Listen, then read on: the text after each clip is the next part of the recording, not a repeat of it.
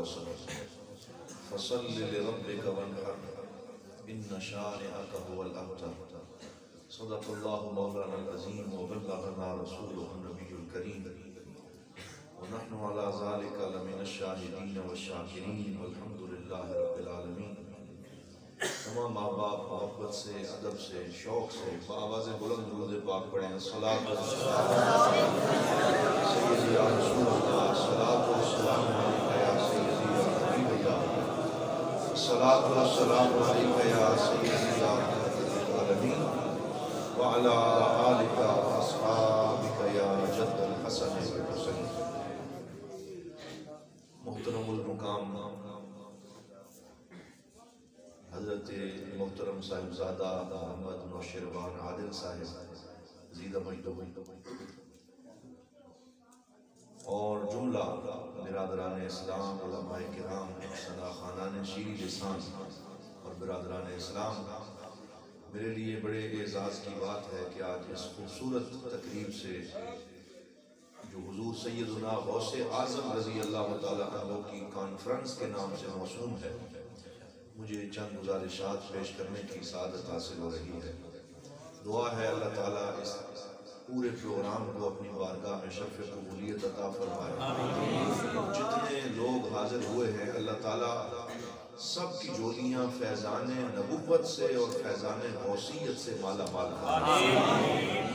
مجھ سے پہلے بہت خوبصورت انداز میں ہمارے اس علاقے کے عظیم ثنا خان جناب محترم محمد نوید اصغر صاحب نے سرکار کی بارگاہ میں اور حضور غوث پاک اور مولا علی شیر خدا رضی اللہ تعالیٰ عنہ کی بارگاہ میں اپنی محبتوں کا خراج پیش کیا. اللہ تعالیٰ ان کی آواز میں اور سوز و گداز میں مزید برکتیں عطا فرمائے. اور پھر نقیب محفل صاحب نے بھی رنگ باندھ دیا، ماشاءاللہ بڑی خوشی ہوئی کہ سیدھی سادی عقیدے کی باتیں شعروں کے اندر پرو کر انہوں نے پیش کی ہیں اور ان کے سارے اشعار جو مولا علی شیر خدا کی شان میں ہیں، جو سیدنا صدیق اکبر کی شان میں ہیں، سارے امداد کے مستحق ہیں. اور اس طرح بیلنس کر کے جو نقیب محفل حضرات چلتے ہیں اور سنی عوام کو عقیدہ بھی بتاتے ہیں اور ان کو ڈاما ڈول نہیں ہونے دیتے، ایسے لوگوں کی ہمیں ضرورت بھی ہے. اللہ تعالیٰ ان کے علم و فضل میں بھی برکتیں عطا فرمائے. یہ پنجابی کے شعر پڑھ رہے تھے تو مجھے بھی پنجابی کا ایک شعر یاد آ رہا ہے، میں وہ ان کی نظر کرتا ہوں. ہمارے پاس ایک دفعہ وہ ان کا نام تھا غالباً یہ نصیر الدین شاعر ہوئے ہیں فیصل آباد کے بہت بڑے تانگلیاں والا کے ناصر شاہ صاحب. تو وہ ولیوں کی شان پہ ایک دفعہ انہوں نے شعر لکھا، وہ بھی بڑے سادے اور خوبصورت شعر کہتے تھے. تو انہوں نے کہا کہ وہ لوگ جو اولیاء کرام سے دشمنی لیتے ہیں تو اللہ تعالیٰ ان سے فرماتا ہے کہ من عاد لی ولیا فقد آذنتہ بالحرب، کہ جو میرے ولی سے دشمنی کرتا ہے میں رب ہو کے اس سے اعلان جنگ کرتا ہوں. اللہ کا اس سے اعلان جنگ ہے. تو اس پہ انہوں نے شعر لکھا، انہوں نے کہا کہ ریت دی کند تے چھت نہ رکھی، ریت دی کند تے چھت نہ رکھی، دو بیڑیاں تے لت نہ رکھی، ولیاں نال تو متھا لا کے ننگی تار تے ہاتھ نہ رکھی. ولیاں نال تو متھا لا کے ننگی تار تے ہاتھ نہ رکھی. یہ دیکھیں نا، ہے تو پنجابی کا شعر ہے، سادہ سی بات ہے، لیکن اس میں عقیدے کی ایک حقیقت کو بیان کیا گیا ہے. اللہ تعالیٰ آپ کی محبتیں سلامت رکھے. تو بس اب بیٹھ کے آپ نے نا صاحب سے میں گزارش کروں گا گفتگو سماعت فرمائیں گے. تو کتنے خوبصورت انداز میں انہوں نے عقیدہ بیان کر دیا کہ یہ ننگی تار پہ ہاتھ رکھنے کی طرح ہے، کیونکہ ننگی تار پہ ہاتھ رکھنے سے تو 220 وولٹیج کا کرنٹ لگے گا، لیکن اللہ کے ولی سے دشمنی کرنے سے جو اللہ کے ساتھ اعلان جنگ کرے گا، کسی بندے سے اعلان جنگ ہو تو جیتنے کی امید ہے، لیکن جس کا رب سے اعلان جنگ ہو جائے اس کے جیتنے کی کوئی امید نہیں، وہ برباد ہوگا، وہ ذلیل و رسوا ہوگا. آج بھی ہمارے معاشرے میں اولیاء کرام سے دشمنی مول لینے والے بڑے لوگ ہیں. کوئی کہتا ہے جی بابوں سے تعلق کاٹ دو، اور کوئی اولیاء کرام کے بارے میں مس گائیڈ کرتے ہیں. تو یاد رکھیں جب تک اولیاء کا دامن ہاتھ میں نہ آ جائے اس وقت تک نہ بندہ بارگاہ مصطفیٰ تک پہنچ سکتا ہے نہ بارگاہ خدا تک پہنچ سکتا ہے۔ اولیاء سے نسبت بڑی ضروری ہے، اسی لیے مولانا روم فرماتے ہیں کیمیا پیدا کن از مشت گلے بوسہ زن بر آستانے کامل۔ فرمایا اگر اپنی اس مٹی کو سونا بنانا چاہتے ہو تو کسی کامل کی دہلیز کو چوم لو، اللہ تعالیٰ تمہیں بھی کامل بنا دے گا، اللہ تعالیٰ تمہیں بھی ان کا رنگ چڑھا دے گا۔ تو یہ بڑا ضروری ہے کہ کسی کامل سے تمسک پیدا کیا جائے۔ ایک دفعہ ہمارے گاؤں میں یہ جو علامہ ابو بکر چشتی صاحب ہیں، ان کے والد مولانا تاج رسول ان کا نام تھا، یہ ملک وال سے تعلق تھا، بڑی سادی خوبصورت باتیں کرتے تھے۔ تو جب میرے والد گرامی کا چیلم تھا، ان کا وصال ہوا بچپن میں چھوٹا تھا، ان کا وصال ہوا، وہ حضرت علامہ احمد سعید کاظمی غزالی دوران کے شاگرد تھے، اور علامہ غلام علی اکاڑوی سے انہوں نے دورہ قرآن کر رکھا تھا، اور جید عالم تھے اور عاشق رسول تھے اور حافظ قرآن تھے، اور ان کا نام حضرت علامہ حافظ غلام حسن چشتی میرے والد گرامی۔ تو جب ان کا چیلم ہوا تو وہ خطاب کرنے آئے مولانا تاج رسول صاحب، تو ان کا انداز یہ تھا کہ کوٹ پہنے ہوتے تھے اور پھر اوپر ایک لمبا کوٹ ہوتا تھا، سردیوں کا موسم تھا، تو پہلے تقریر کے دوران انہوں نے ایک کوٹ اتارا، پھر دوسرا اتارا، پھر انہوں نے لاٹھی پکڑ لی اور پورے مجمع میں گھوم کے وہ خطاب کرتے تھے، اور کبھی کسی بابے کی گردن پہ سوٹی رکھ کے کہتے تمہیں میری بات سمجھ آ رہی ہے، اور اس طریقے سے وہ گفتگو کرتے تھے۔ تو پھر انہوں نے اپنی گفتگو کے دوران سوال اٹھایا کہ لوگ کہتے ہیں کہ حضور غوث پاک کے ذکر کا کیا فائدہ اور اللہ والوں کے ذکر کا کیا فائدہ؟ تو بابا جی نے اپنے سٹائل میں ایک بات کی، تو یہ میں نے جو ان سے سنا ہے میں وہ امانت آپ کو بتا رہا ہوں، یعنی سادی خوبصورت بات ہے سمجھانے کے لیے۔ انہوں نے کہا کہ غوث اعظم ہیں 11ویں والے، بولو کون ہے غوث اعظم ہیں 11ویں والے، اور ہمارے نبی ہیں 12ویں والے، ہمارے نبی ہیں 12ویں والے، اور اللہ ایک ہے، وہ نہ 11واں اس کے ساتھ نہ 11 کی نسبت نہ اسے 12 کے ساتھ، بلکہ وہ ایک ہے، اور حضور 12ویں والے ہیں اور غوث اعظم 11ویں والے ہیں۔ پھر انہوں نے گھڑی کی طرف اشارہ کیا اور کہا گھڑی پہ جب 11 بجتے ہیں تو گھڑی کی 2 سوئیاں ہوتی ہیں، ایک بڑی سوئی ہے پھر ایک چھوٹی سوئی ہے پھر ایک سیکنڈوں والی سوئی ہے، تو کہا وہ جو سیکنڈوں والی سوئی ہے وہ چلتی رہتی ہے، اور بڑی سوئی بھی چلتے چلتے اس چھوٹی سوئی کو پکڑ کر 11 سے 12 تک پہنچا دیتی ہے۔ وہ کہاں پہنچا دیتی ہے؟ 11 سے 12، اور جب 12 ہو جاتے ہیں تو پھر 12 والی سوئی وہ بڑی سوئی پھر اسے پکڑ کر آہستہ آہستہ 1 تک پہنچا دیتی ہے۔ پھر انہوں نے کہا کہ بلا تشبیہ و بلا تمثیل میں عرض کرتا ہوں کہ جب بندہ 11ویں والے تک پہنچتا ہے اور حضور غوث پاک کا مرید بنتا ہے اور ان کے قدموں میں آتا ہے اور 11ویں والے کا دامن پکڑ لیتا ہے تو 11ویں والا اسے چھوڑتا نہیں ہے بلکہ پکڑ کر 12ویں والے محمد تک پہنچا دیتا ہے۔ اور فرمایا جب بندہ 12ویں والے محمد رسول اللہ تک پہنچتا ہے تو حضور بھی اسے چھوڑتے نہیں ہیں بلکہ اسے پکڑ کر ایک خدا تک پہنچا دیتا ہے۔ یہ اللہ والوں کے بات سمجھانے کا انداز ہوتا ہے، وہ اس طریقے سے بات کو آسان کر کے سمجھاتے ہیں کہ اللہ کے ولیوں کا کام یہ ہے کہ وہ مرید کو روکتے نہیں ہیں بلکہ بولو مرید کو بارگاہ مصطفیٰ تک پہنچاتے ہیں، اور حضور صلی اللہ علیہ وسلم کی محبت اس کے دل میں داخل کرتے ہیں۔ ان آستانوں کا مقصد یہی ہے کہ یہ ہمیں اللہ اور اس کے رسول کا درس دیتے ہیں۔ وہ آستانہ جو اللہ اور اس کے رسول کا درس دینا چھوڑ دے وہ آستانہ نہیں رہتا، وہ بارگاہ جہاں سے حضور کی محبت کا درس نہ ملے وہ درگاہ نہیں رہتی۔ درگاہ اسے ہی کہتے ہیں جس سے بارگاہ مصطفیٰ کا عشق نصیب ہوتا ہے۔ بولو درگاہ اسے کہتے ہیں جس سے بارگاہ مصطفیٰ کا عشق نصیب ہوتا ہے، اور جہاں سے بارگاہ مصطفیٰ کا عشق نہ ملے وہ درگاہ ہو سکتی نہیں۔ تو یہ درگاہیں آباد رہیں جہاں سے مریدین کو حضور کی محبت کا درس مل رہا ہے اور جہاں سے اللہ کی محبت کی بات ہو رہی ہے۔ حضرات محترم، میں نے قرآن کی جو آیت پڑھی ہے آئیے اس پہ بھی تھوڑا سا کلام کرتے ہیں، اور یہ بڑا مشہور ہے۔ یہ میں اب جو بات بیان کرنے لگا ہوں یہ میرے پیر و مرشد نباز عصر، مفکر اسلام، مفسر قرآن، حضور ضیاء الامت جسٹس پیر محمد کرم شاہ الازہری رحمۃ اللہ تعالی علیہ نے ضیاء القرآن کی 5ویں جلد میں سورہ کوثر کی تفسیر میں لکھی ہے۔ سورہ کوثر قرآن کی سب سے مختصر سورت ہے، لیکن اس کی شان یہ ہے کہ یہ سب سے مختصر ہو کر بھی معانی کا سمندر ہے۔ اللہ نے اس سورت کو بڑی شانیں عطا کی۔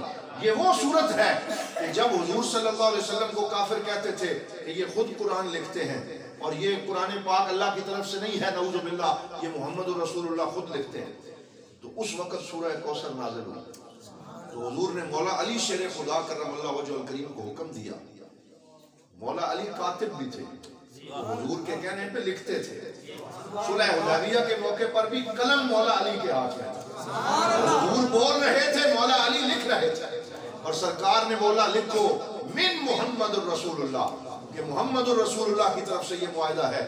تو سہیل بن عمر کہنے لگا اگر ہم آپ کو رسول اللہ مان لیں تو پھر تو جھگڑے ہی ختم ہو جائے، اس لیے یہ رسول اللہ کاٹ کر اس کی جگہ محمد ابن عبداللہ لکھیں، عبداللہ کا بیٹا محمد یہ لکھیں صلی اللہ علیہ وسلم۔ تو حضور نے حضرت مولا علی سے کہا چلو یہ کہتے ہیں تو مٹا دو۔ تو مولا علی شیر خدا جلال میں آ گیا اور آپ نے فرمایا یا رسول اللہ، علی کے ہاتھ میں یہ طاقت نہیں ہے اور یہ جرت نہیں ہے کہ آپ کا نام لکھنے کے بعد مٹا دے۔ علی کٹ تو سکتا ہے، اپنے نبی کا نام مٹا نہیں سکتا۔ میں یہ نام نہیں مٹاؤں گا۔ تو حضور نے خود پکڑ کے مٹایا اور مٹا کے کافروں نے جیسے کہا تھا ویسے وقتی طور پہ لکھ دیا۔ اور اللہ تعالیٰ نے فرمایا یہ اس کو اپنی فتح سمجھ رہے ہیں، لیکن اے محمود مبارک ہو، اِنَّا فَتَحْنَا لَكَ فَتْحًا مُبِينًا، ہم نے فتح مبین آپ کو عطا فرما دی۔ یہ مولا علی کی شان ہے۔ آپ لکھتے تھے، حضور نے فرمایا سورہ کوثر لکھیں اور لکھ کے خانہ کعبہ کی دیوار سے لٹکا دیں۔ تو انہوں نے رات کو سورہ کوثر لکھی اور لکھ کے خانہ کعبہ کے دیوار اور غلاف کے ساتھ اسے لٹکا دیا۔ صبح کافر آئے اور ان کا سب سے بڑا شاعر آیا ولید جس کا نام تھا، اس نے جب دیکھا کہ یہاں پہ کچھ لکھا ہوا ہے تو اس نے پڑھا اِنَّا آتَيْنَاكَ الْكَوْثَرَ فَصَلِّ لِرَبِّكَ وَانْحَرْ اِنَّ شَانِئَكَ هُوَ الْأَبْتَرُ۔ تو اس سے آگے قلم لے کے اس نے لکھ دیا، اس نے کہا وَاللَّهِ مَا هَذَا كَلَامُ الْبَشَرِ، اس نے کہا یہ جو اِنَّا آتَيْنَاكَ الْكَوْثَرَ لکھا ہوا ہے، ان لفظوں پہ جو نور ہے، جو رونق ہے، وہ بتا رہی ہے یہ محمد کا کلام نہیں ہے، یہ محمد کے رب کا کلام ہے۔ یہ کس کا کلام ہے؟ محمد کے رب کا کلام ہے۔ تو قرآن میں یہ شان اللہ نے رکھی۔ اس سورت کے بہت سے معنی ہیں، اس کی بڑی لمبی تفصیل ہے، اور اس کا معنی ہے اِنَّا آتَيْنَاكَ الْكَوْثَرَ، اے نبی ہم نے آپ کو خیر کثیر عطا فرمائی، آپ کی جھولی کو بھر دیا، حسن دیا تو بے شمار دیا، علم دیا تو بے شمار دیا، سخاوت دی تو بے شمار دی، دولت دی تو بے شمار دی، ہر شے آپ کو بے حد و بے حساب عطا فرمائی، کسی چیز میں ہم نے کمی چھوڑی نہیں ہے، جب دیا ہے تو اتنا دیا ہے کہ پھر کوئی اس کا شمار کر سکتا نہیں۔ ہم نے آپ کو کوثر عطا فرمائی، خیر کثیر عطا فرمائی۔ اب اس کی بہت سی لوگوں نے تفسیریں کی ہیں، لیکن پیر صاحب نے ضیاء القرآن میں اس طرف اشارہ کیا، فرمایا اس کی ایک تفسیر یہ ہے کہ یہ سورت کب نازل ہوئی؟ یہ اس وقت نازل ہوئی جب سرکار کے 3 بیٹے پیدا ہونے کے بعد وصال فرما۔ کون کون؟ حضرت عبداللہ، حضرت طیب اور حضرت ابراہیم، جنہیں قاسم بھی کہا جاتا ہے، حضرت طیب کا نام حضرت قاسم بھی ہے۔ تو یہ 3 بیٹے حضور کے پیدا ہوئے، کوئی 6 مہینے زندہ رہا، کوئی 8 مہینے زندہ رہا، کوئی 13 مہینے زندہ رہا۔ پھر اللہ تعالیٰ ان کو اپنے پاس بلا لیتا، حضور اپنے ہاتھوں سے اسے قبر میں اتارتے اور اس کی یاد میں روتے، اور سرکار کی داڑھی آنسوؤں سے تر ہو جاتی، یہ میرے بیٹے ہیں، یہ میری اولاد ہے، لیکن یا اللہ اگر تو ان بیٹوں کو لینا چاہتا ہے تیری مرضی، محمد عربی تیری مرضی میں راضی ہے، تیری رضا میں راضی ہے۔ اس میں یہ آسرا بھی تھا کہ کل اگر کسی کا بیٹا اس دنیا سے چلا جائے تو اس کے اندر بھی حضور کی سیرت کا نمونہ موجود ہو، اسے پتا چلے کہ اگر میرا بیٹا گیا ہے تو میرے پاک نبی کے 3 بیٹے گئے، اور اللہ نے ان کے 3 بیٹے بچپن کے اندر ہی لے لیے۔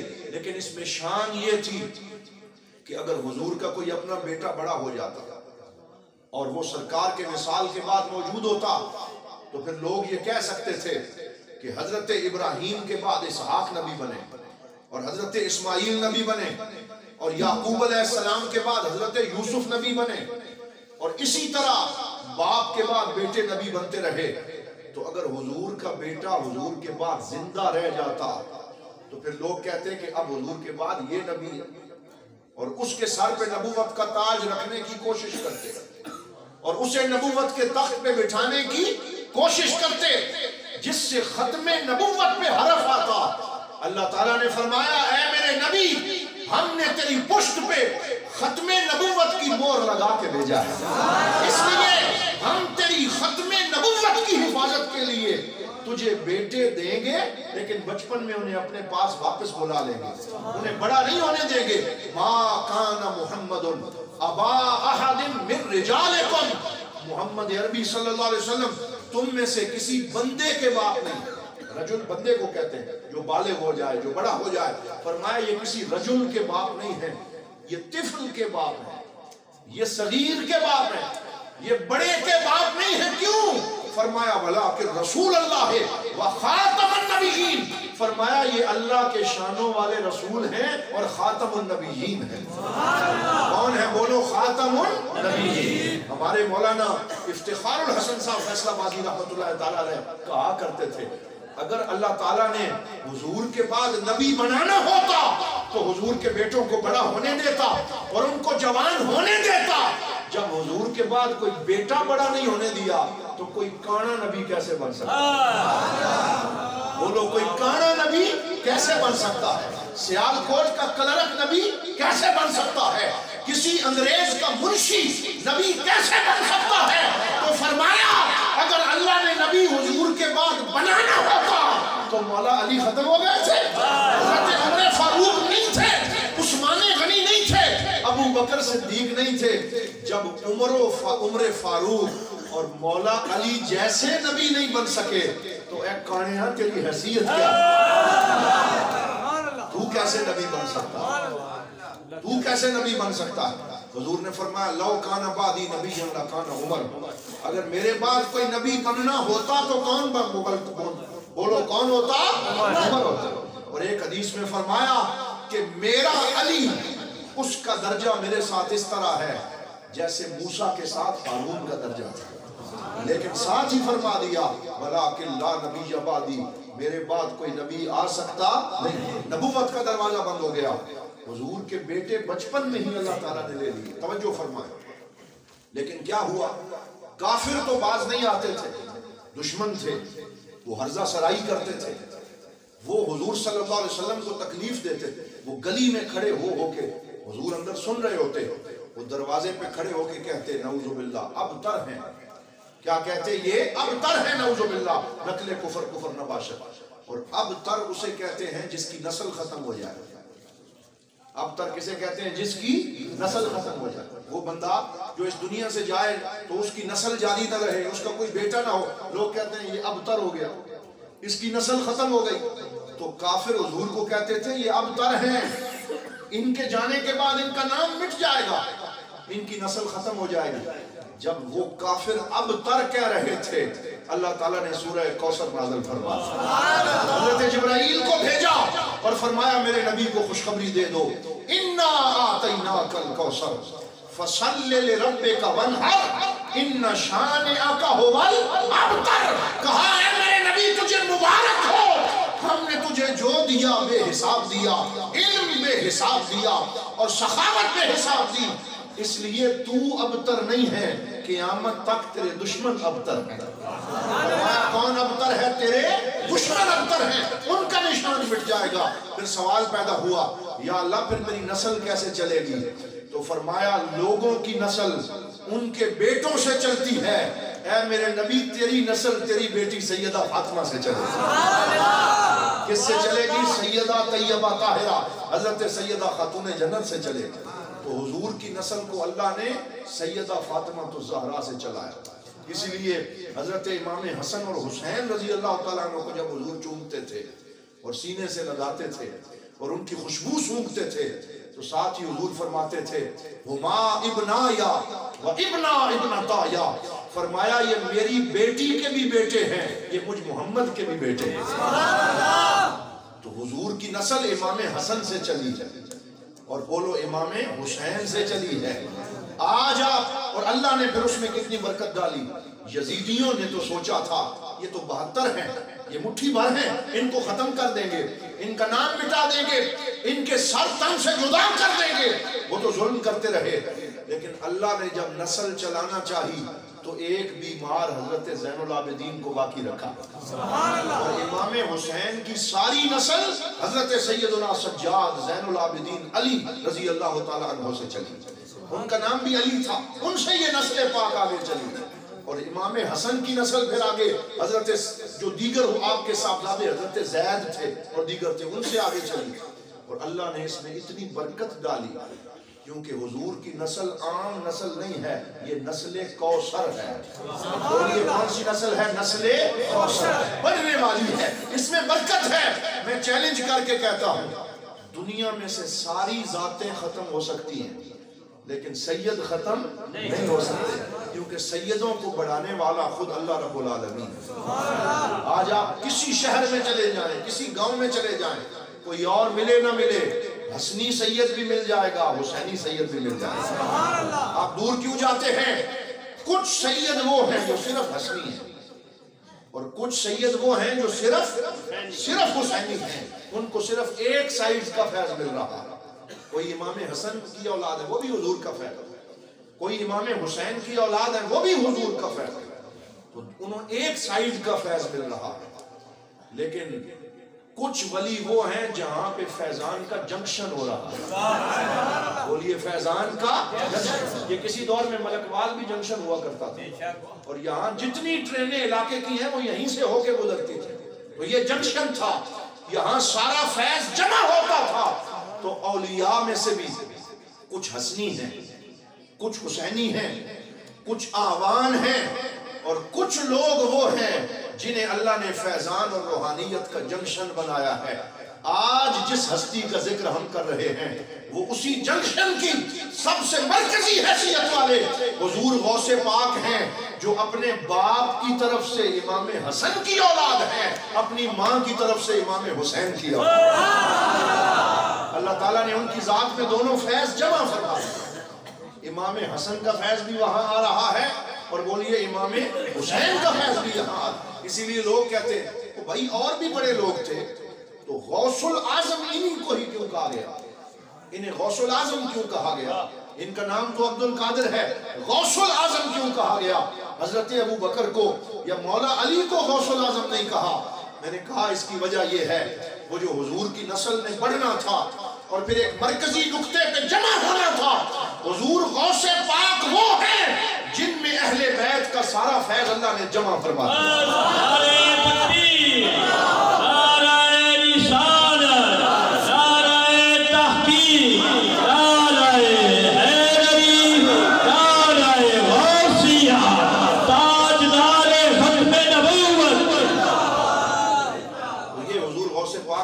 سمجھنے کے لیے ضروری ہے کہ اللہ تعالیٰ نے انہیں اہل بیت اطہار کا پورا فیضان عطا فرمایا۔ تیری نسل پاک میں ہے بچہ بچہ نور کا، تو ہے عین نور، تیرا سب گھرانہ نور۔ کیونکہ یہ امام حسن و حسین دونوں کے فیضان کا مظہر تھے، اس لیے جب ان کو ولایت کاملہ عطا ہونے لگی تو اس وقت حضور پہلے دن تشریف لائے اور 7 مرتبہ اپنا لعاب دہن ان کے منہ میں ڈالا، اور دوسرے دن حضرت مولا علی تشریف لائے اور 6 مرتبہ اپنا لعاب دہن حضور غوث پاک کے منہ میں ڈالا اور فرمایا اب آپ واز فرمایا کریں۔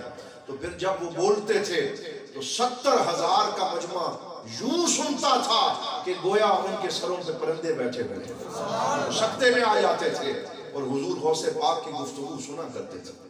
اللہ تعالیٰ نے آج لوگ کہتے ہیں کہ ولیوں کی ضرورت کیا ہے اور ڈائریکٹ فیض کیوں نہیں ملتا؟ یہ ڈائریکٹ والے بڑے ہیں جو کہتے ہیں ڈائریکٹ اللہ جو ہے ڈائریکٹ کیوں نہیں ملتا؟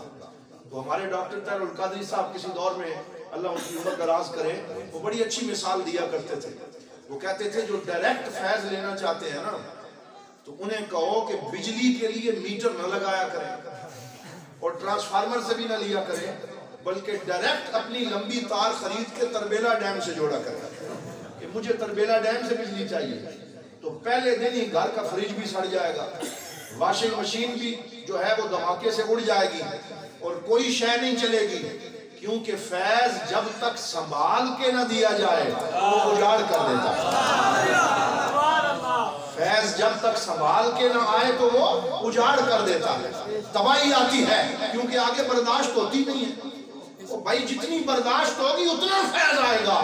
تو جو ڈائریکٹ لینا چاہتے ہیں اللہ، انہیں کہو گا حضرت موسیٰ بھی کوہ طور پہ ڈائریکٹ لینے گئے تھے، حضرت موسیٰ جیسا پیغمبر اللہ رب العزت سے کہتا ہے رب ارنی انظر الیک، یا اللہ میں تجھے دیکھنا چاہتا ہوں، بلا حجاب تیرا دیدار کرنا چاہتا ہوں، تیرے جلووں کی لذت پانا چاہتا ہوں۔ اور اللہ تعالیٰ نے 3 دفعہ مجھے بھی کوہ طور پہ وہ جگہ دیکھنے کا موقع دیا جہاں حضرت موسیٰ کھڑے ہو کے ہم کلام ہوتے تھے۔ مصر میں مجھے وہاں حاضری کی موقع ملا، وہاں وہ جاتے اور کہتے یا اللہ ڈائریکٹ دیکھنا چاہتا ہوں۔ اللہ نے کیا فرمایا لن ترانی، تو مجھے ڈائریکٹ دیکھ سکتا نہیں، ولیکن انظر الی الجبل فإن استقر مکانہ فسوف ترانی، فرمایا ذرا پہاڑ کو دیکھو، اس پہ میں اپنے جلوے کی، ذاتی بھی نہیں صفاتی جلوے کی، ایک اللہ کا ذاتی جلوہ ہے اور ایک اللہ کا صفاتی جلوہ ہے، میں اپنے صفاتی جلوے کی ایک سوئی کے نکے کے 1000ویں حصے کے مطابق تجلی اس پہاڑ پہ ڈالتا ہوں۔ آپ اس پہاڑ کو دیکھنا تو یہ انڈائریکٹ فیض ہو جائے گا نا کہ تجلی پہاڑ پہ آئے گی، آپ پہاڑ کو دیکھیں گے، اگر یہ سنبھال لیا نا پھر ہم ڈائریکٹ بھی مشاہدہ کروا دیں گے۔ فلما تجلی ربہ للجبل، جب اللہ نے پہاڑ پہ تجلی ڈالی، جعلہ دکن، تو وہ پہاڑ ریزہ ریزہ ہو گیا اور پہاڑ سرما بن گیا، وخر موسیٰ صاعقا، اور موسیٰ بے ہوش ہو کے گر گئے اور ان کو ہوش نہ رہا۔ فلما افاقا، جب افاقہ ہوا، قال سبحانکا، یا اللہ تو پاک ہے، میں ہی نادانی کر بیٹھا، میں موسیٰ اور کلیم ہو کر بھی تجھے ڈائریکٹ نہیں دیکھ سکتا۔ اللہ نے فرمایا تو ڈائریکٹ نہیں دیکھ سکتا، پر ایک آنے والا آ رہا ہے جو دیکھے گا اور آنکھ بھی نہیں جھپکے گا اور میرے جمال کا دیدار کرے گا۔ ایک ہستی آنے والی ہے، ما زاغ البصر وما طغى، جو آنکھ نہیں جھپکے گا اور مجھے دیکھتا جائے گا۔ فرمایا میں نے اپنا بلا حجاب دیدار محمد مصطفیٰ کے لیے رکھ لیا۔ موسیٰ ز ہوش رفت بیک جلوہ صفات، تو این ذات می نگری در تبسمی۔ شاعر کہتا ہے کہ موسیٰ علیہ السلام ایک صفات کے جلوے سے بے ہوش ہو گئے۔ یا رسول اللہ تیرے صدقے جائیں، تو صفات کو نہیں دیکھا، آپ ذات کو دیکھ دیکھ کے مسکراتے رہے، آپ ذات کو دیکھ دیکھ کے مسکراتے رہے۔ تو ڈائریکٹ فیض ہر بندہ بچا سکتا نہیں۔ ہم کس بات کی مولی ہیں؟ تربیلا ڈیم سے ڈائریکٹ فیض لے کے دکھاؤ، جل جاؤ گے، سڑ جاؤ گے، کیا کریں گے؟ پہلے تربیلا ڈیم سے وہ فیض کسی ذیلی ڈیم کو آئے گا، پھر وہاں سے بڑے بڑے پاور ہاؤسز بنے ہوئے ہیں شہروں میں، ان کو آئے گا، پھر پاور ہاؤس سے ٹرانسفارمر نکلتے ہیں، پھر اس ٹرانسفارمر پہ آئے گا، پھر ٹرانسفارمر سے تارے نکل کے میٹر لگائے جاتے ہیں اور وہ میٹر بھی بجلی کو کنٹرول کرنے کے لیے ہوتے ہیں، پھر وہاں سے چھوٹی تار نکلے گی، اس سے تیرا بلب جلے گا، اس سے تیرے لیے روشنی ہوگی۔ تو جس طرح اللہ تعالیٰ نے بڑے پاور ہاؤس بنائے ہیں، اسی طرح ایک پاور ہاؤس بغداد میں ہے، ایک پاور ہاؤس اجمیر میں ہے، ایک پاور ہاؤس گولڑا میں ہے۔ یہ بڑے پاور ہاؤس جو ہیں، ان سے پھر چھوٹے جو مراکز اور ٹرانسفارمر ہیں روحانی، ان تک یہ کرنٹ اور فیض پہنچتا ہے، پھر مریدوں کو وہاں سے ملتا ہے اور پھر ان کا ظاہر بھی روشن ہو جاتا ہے، ان کا باطن بھی روشن ہو جاتا ہے۔ اللہ رب العزت نے یہ نظام بنایا ہے، اسے روحانیت کا نظام کہا جاتا ہے۔ اور حضور سیدنا غوث العظم سیدنا عبد القادر جیلانی رضی اللہ تعالی عنہ نے روحانیت کے اس فیض کو عام کیا۔ یہاں آخر میں ایک بڑی اہم بات کی طرف میں اشارہ کرنا چاہتا ہوں۔ بعض لوگ یہ سمجھتے ہیں کہ یہ فیض بس ویسے ہی مل جاتا ہے اور صرف چلے کاٹنے سے آ جاتا ہے، صرف 4 روز کے فاقے کرنے سے آ جاتا ہے۔ حضور غوث پاک نے قصیدہ غوثیہ لکھا اور قصیدہ غوثیہ میں اپنی شان خود بیان فرمائی۔ میں کہتا ہوں علماء جو مجھے سن رہے ہیں، ایک خطبہ یہ بھی ہو سکتا ہے، کبھی اس پہ تیاری کریں کہ شان غوث اعظم بزبان غوث اعظم، شان غوث اعظم بزبان غوث اعظم، یہ اللہ تعالیٰ کچھ ولیوں کو اجازت دیتا ہے جو بڑے رتبے پہ پہنچ جاتے ہیں. چھوٹے لوگوں کو یہ اجازت نہیں ہوتی کہ اپنی شان خود بیان کریں، کیونکہ اگر وہ اپنی شان خود بیان کرنا شروع کر دیں تو ان کی گردن میں سریا آ جاتا ہے، وہ اکڑ جاتے ہیں، ان پہ غرور و تکبر کا حملہ ہوتا ہے. اس لیے انہیں کہا جاتا ہے بس تو نیواں رہو، تو جھکیا رہو، تو عاجزی اختیار کر. لیکن جب کوئی بندہ تکبر اور غرور کے حملوں سے پاک ہو جاتا ہے اور غوث اعظم کے مقام تک پہنچتا ہے، اللہ تعالیٰ فرماتا ہے اب آپ کو اجازت ہے لوگوں کو بتائیں کہ میرا مقام کیا ہے. تو آپ نے قصیدہ غوثیہ لکھا اور اس میں اپنی شان خود بیان فرمائی اور لوگوں کو بتایا کہ میں کون ہوں. افلت شموس الاولین وشمسنا ابدا علی افق العلا لا تغرب. غوث اعظم فرماتے ہیں، فرمایا مجھ سے پہلے بھی ولی آئے، بعد میں بھی آئیں گے، ان کا سورج چڑھے گا، چڑھ کے ڈوب جائے گا. جیسے سورج چڑھتا ہے پھر شام کو ڈوب جاتا ہے، ان کا سورج چڑھے گا، چڑھ کے ڈوب جائے گا، غروب ہو جائے گا. لیکن لوگوں یاد رکھنا میری ولایت کا سورج قیامت تک نصف النہار پہ چمکتا رہے گا. آپ نے اپنی شان خود بیان فرمائی. غوث اعظم کل بھی غوث اعظم تھے، بولو وہ آج بھی غوث اعظم ہیں، اور قیامت تک ان کی شان کا سویرا طلوع رہے گا اور ان کی شان لوگوں کو ملتی رہے گی. لیکن یہ شان کیسے ملی؟ فرمایا درست العلم حتی صرت قطبا ونلت السعد من مولا الموالی. یہ شان مجھے مفت میں نہیں ملی، یہ ریوڑیوں کی طرح نہیں ملی، یہ خیرات میں نہیں ملی. کیسے ملی ہے؟ فرمایا میں نے 20 سال تک علم پڑھا ہے، تب اللہ نے مجھے فقر عطا فرمایا. درست العلم حتی صرت قطبا، پہلے علم پڑھا ہے پھر مجھے قطب بنایا گیا. وَنِلْتُ السَّعْدَ مِنْ مَوْلَى الْمَوَالِي، اور وہ جو سب سے بڑا آقا ہے پھر اس نے مجھے سعادت مندی عطا فرمائی. تو پہلے علم حاصل کرنا پڑتا ہے، یہ بات یاد رکھنا، پہلے علم حاصل کرنا پڑتا ہے پھر یہ مقام ملتا ہے. آج بہت سارے آستانے اور بہت سارے لوگ ایسے ہیں جہاں سے علم رخصت ہو رہا ہے. ہمیں علم کی طرف واپس آنا ہوگا، ہمیں اپنی اولادوں کو علم پڑھانا ہوگا، تب جا کے ہمیں یہ مقام نصیب ہوگی. حضور غوث پاک کا پیغام یہ ہے، علم حاصل کر. آپ نے اپنی آخری وصیت جو فرمائی وہ سیدنا شیخ عبد الرزاق جو ان کے بیٹے تھے رحمت اللہ تعالیٰ علیہ، ان کو کی. یہ فتوح الغیب شریف میں لکھی ہوئی. جو پڑھنا لکھنا جانتے ہیں، جن کو شوق ہے، میں ان سے کہوں گا فتوح الغیب شریف پڑھا کرنا، لیکن اپنے مرشد کی اجازت سے پڑھا کرنا، کیونکہ فتوح الغیب عام بندے کو سمجھ میں نہیں آتی. یہ حضور غوث پاک کی کتاب ہے اور اس کا نام ہے فتوح الغیب، کہ یہ غیب کی خبریں ہیں جو میں تم لوگوں پہ کھول رہا ہوں. فتوح الغیب. اور ایک کتاب کا نام ہے الفتح الربانی. الفتح الربانی یہ بھی آپ کے جو خطبے ہوتے تھے انہیں جمع کیا گیا ہے. الفتح الربانی وہ بھی بڑی پڑھنے والی کتاب ہے، اس کا اردو ترجمہ بھی موجود ہے. فتوح الغیب میں آپ نے اپنے بیٹے کو جو وصیت فرمائی اس کا ایک جملہ بطور تحفہ میں آپ کو سنا رہا ہوں. اسے اپنے ساتھ لے کے جائیں، اسے یاد رکھیں. حضور غوث پاک نے اپنے بیٹے شیخ عبد الرزاق کو وصیت میں یہ فرمایا کہ اے میرے بیٹے، اگر روحانی کمالات چاہتے ہو تو ظاہر شریعت اور تقوی پر اپنی بنیاد رکھنا. کیا فرمایا؟ ظاہر شریعت اور تقوی پر اپنی بنیاد رکھنا. ظاہر شریعت سے کیا مراد ہے؟ یعنی شریعت کے وہ ظاہری اعمال جن کا حضور نے حکم دیا، نماز پڑھنا، روزہ رکھنا، اور جو ہے وہ اپنی نظروں کی حفاظت کرنا اور قرآن کی تلاوت کرنا اور اپنے چہرے کو شریعت کے مطابق بنانا. یہ جو ظاہر شریعت اور تقوی ہے اس پر اپنی بنیاد رکھنا، اللہ تعالیٰ تمہیں اپنا قرب عطا فرمائے. یہ حضور غوث پاک کی وصیت ہے. تو وہ لوگ جو ظاہر شریعت کو چھوڑ دیتے ہیں اور کہتے ہیں نہیں جی ہمیں باطنی فیض مل رہا ہے اور ہمیں ظاہر شریعت کی ضرورت نہیں ہے، یہ حضور غوث پاک رضی اللہ تعالیٰ عنہ کے راستے کی مخالفت ہے. اس لیے شیخ وہی ہے، پیر وہی ہے، کامل وہی ہے جو تقوی اور ظاہر شریعت پہ اپنا عمل نہ چھوڑے. ہم نے حضور ضیاء الامت کو دیکھا، جسٹس پیر محمد کرم شاہ الازہری کو دیکھا، ساری زندگی ظاہر شریعت سے ایک بال کے برابر بھی پیچھے نہیں ہٹے. نمازوں کی پابندی فرمائی، روزے رکھے، چلے کاٹے، اور لوگوں کو حضور کی سیرت لکھ کے دی اور قرآن کی تفسیر لکھی اور لوگوں کو علم پڑھانے کے لیے بیٹھے رہے، ساری زندگی ظاہر شریعت پہ عمل رکھا، اللہ تعالیٰ نے ان کو ولایت میں اعلیٰ مقام عطا فرمایا۔ پھر جب یہ اعلیٰ مقام مل جاتا ہے پھر اپنے تو اپنے غیر بھی تسلیم کر لیتا ہے۔